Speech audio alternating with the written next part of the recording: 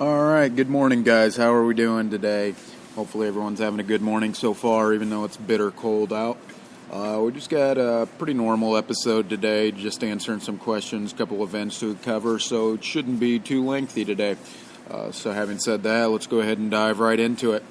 Dottie asked, what does it mean when a guy says this? Basically, she was with her guy friend, she was having a problem, she told him about it. He consoled her, gave her some advice, told her to cheer up, and she said thank you, and he said that's why he's there, to solve all your problems in life. Now, Dottie, you asked if he likes you or if he's just a caring person. It kind of sounds like he was just being sarcastic, but he's just being a good friend. But I would say to really know, you should probably ask him to clarify, don't assume. All right, next up, let's see what we got. Michelle, you asked me what it means when your dog scoots his butt a lot across the floor. It could be one of two things, basically. I got a puggle that used to do it all the time, and he makes a regular occurrence of it. And basically, after taking him to the vet, it means he needs, as gross as it sounds, his anal glands drained. And a vet can do that for you. That is the better option. The worse option means it does mean he could have worms. So hopefully that is not the case. But if it is the case where he does need his anal glands dried, vets do that pretty ordinarily, so it's not something that's uncommon. You just take them in, they do it, and then it's done. Quick process. So that's probably one of those two things, hopefully the less serious thing.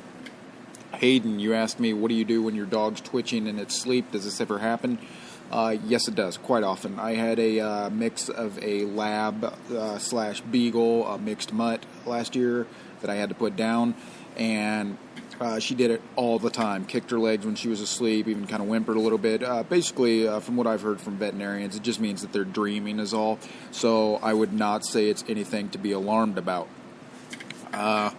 Kaya, you asked me, how do you know if you have a drinking problem? You said in your letter to me, you said you drink almost every day at bedtime when the kids are asleep and your guy's at home, and you said you drink every weekend from the time you get up till the parties are over.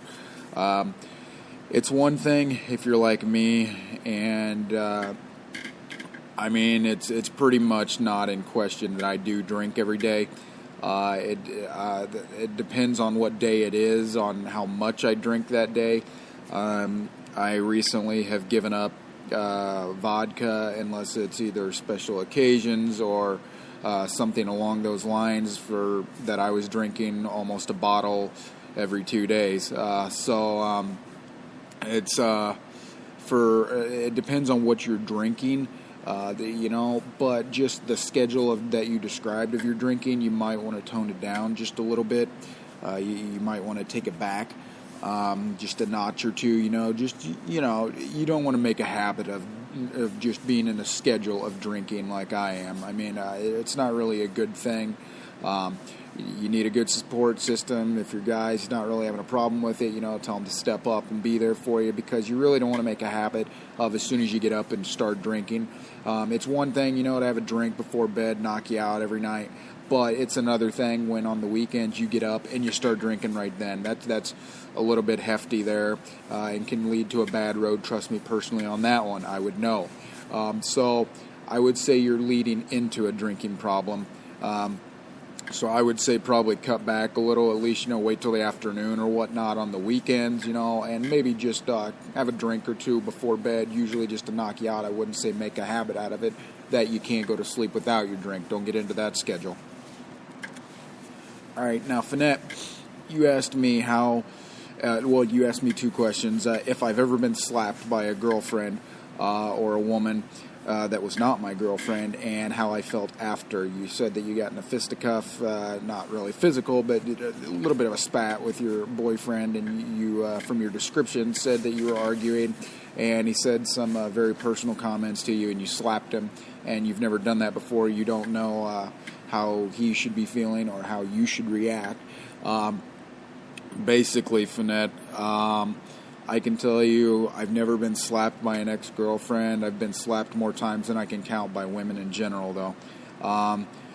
The first thing it depends on the situation, who the woman is, how you know her, how close you are or not close you are with her. There's a lot of factors that will affect excuse me, that will affect, how you're feeling as the guy after that happens. Basically, if my girlfriend ever slapped me, I'd probably want to punch her in the head, but knowing that I had an ex-stepdad who, was abusive to my mother and I for 5 years, I know personally in me I could never hit a woman because I've lived through it. I see the effects of it.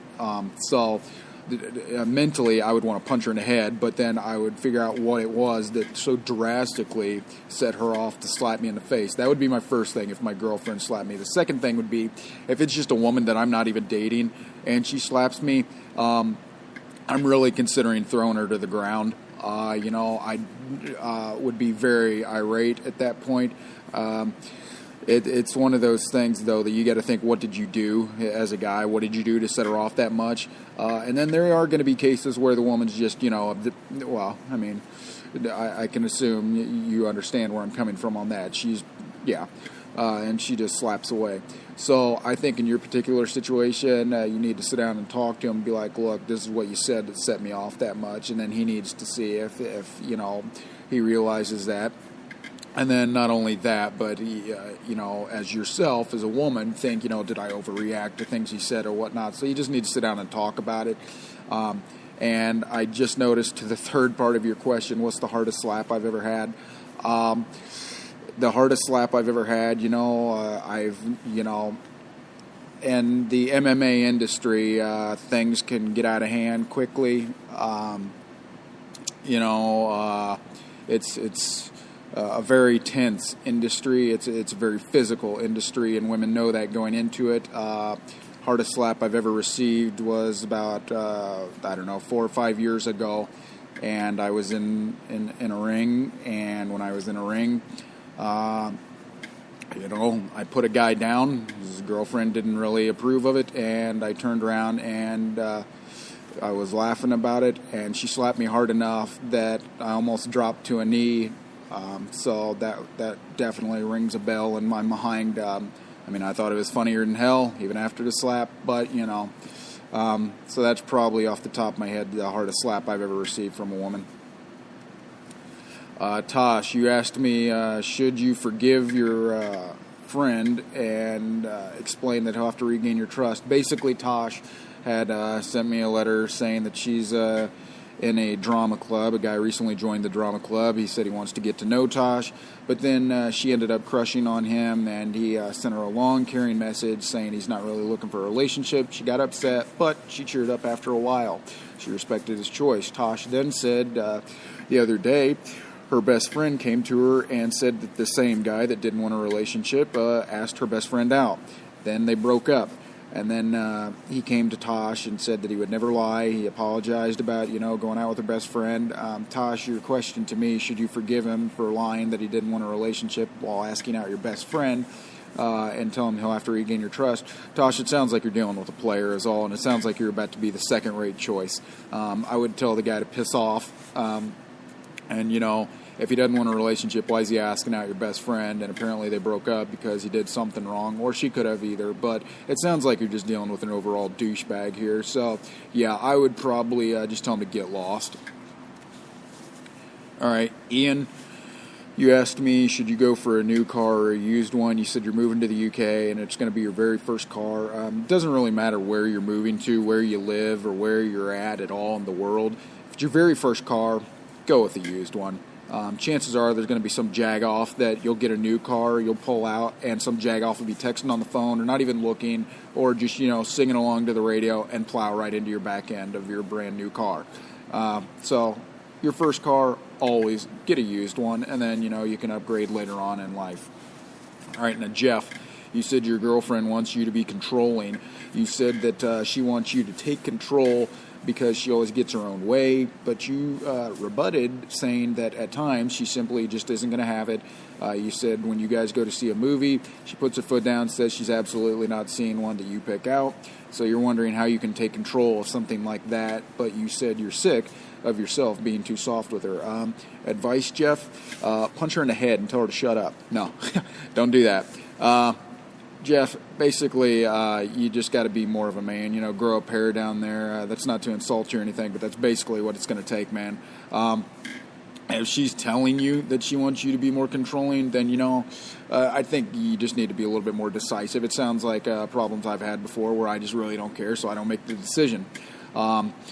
Basically, my advice to you, though, would be just be more decisive and be more assertive about your opinions. That doesn't mean you have to be a douchebag, but,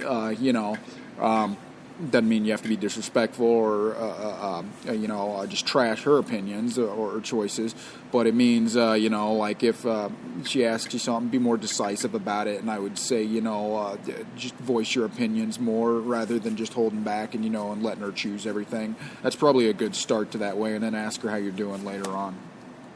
All right, that is all the questions we have for today. We only got a couple events here to cover, obviously. First two that I've been mouthing about. Taste of the South Side. It's going to be on the 24th. You can get your tickets online. It's going to be in Greenwood. $55 for a couple. Unlimited eating and drinking after that when you get in. Make sure to get your tickets. www.greenwood-chamber.com. It's going to be on February 24th. All right, and then the next one is the Boat Sport and Travel Show. You can go to Indianapolis BoatSportAndTravelShow.com. It's got all your info. It's going to be February 15th through the 24th this year. It's a lot of fun. You got fishing, you got the boats, obviously. You got hunting. I don't really get into that, but they do have a very big hunting expo. And then you got your travel expo also there. So it's a lot of fun. Go ahead and check that out. As far as birthdays today, Uma Richmond. You are 68 years old today. I've known you since before I was in high school. And I got to tell you, you look great. I don't know what your secret is you guys have from Nepal over there and all the people from India, but you look great for being 68 years old. Happy birthday today, Uma. Last event that I have to cover for today, Sweet JoJo's Yogurt Days. It's going to be in Indianapolis, Indiana.